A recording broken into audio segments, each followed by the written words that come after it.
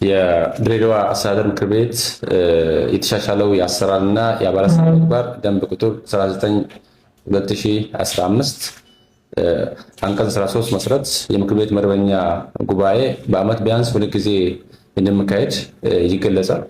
በመሆኑም የምክር ቤቱ ሶስተኛ የስራ ዘመን 5ኛ ዓመት 11ኛ መደበኛ ጉባኤ ከጥር 26 እስከ 27 2018 ያካሂዳል። በዚህ ጉባኤ የተለያዩ አጀንዳዎች ላይ ተወያይቶ ውሳኔ ያሳልፋል።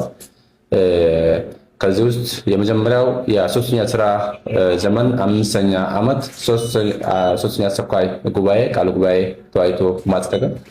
ሁለተኛ ደግሞ የድሬዳዋ አስተዳደር የአስፈጻሚ እና ማዘጋጃ ቤታዊ ጉዳዮች የስድብ ስራ አፈጻጸም ሪፖርት ላይ ተወያይቶ ማጽደቅ። ሶስተኛ ደግሞ የተለያዩ አዋጆች ላይ ተወያይቶ ማጽደቅ ናቸው።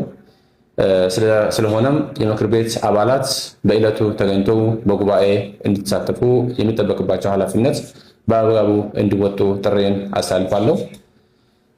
ከዚህ ጋር ተያይዞ ያው ባለፉት ጊዜያት ባለፉት 6 ወራት ሰፋፊ የልማት ስራዎቻቸው ተሰሩ የነበሩት እና ይህም መሰረት በማድረግ ሰፋፊ የልማት ስራዎች ይቀርባሉ። እዛ ላይ በደንብ ይወያይበታል። በዛ ደግሞ የምነሱ ሀሳቦች ደግሞ ተነስቶ ምላሽ የሚሰጥበታል።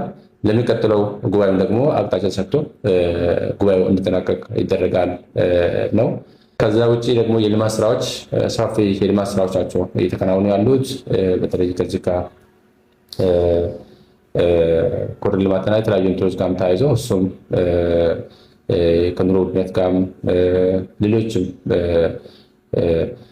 ትላልቅ ሜጋ ፕሮጀክቶችም እዚህ ላይ የምናይና በዛ ላይ ደግሞ ውሳኔ የሚሰጥበት ሂደቶች ይኖራሉ የሚል ነው። በአጠቃላይ ይህ መሰረት አመሰግናለሁ።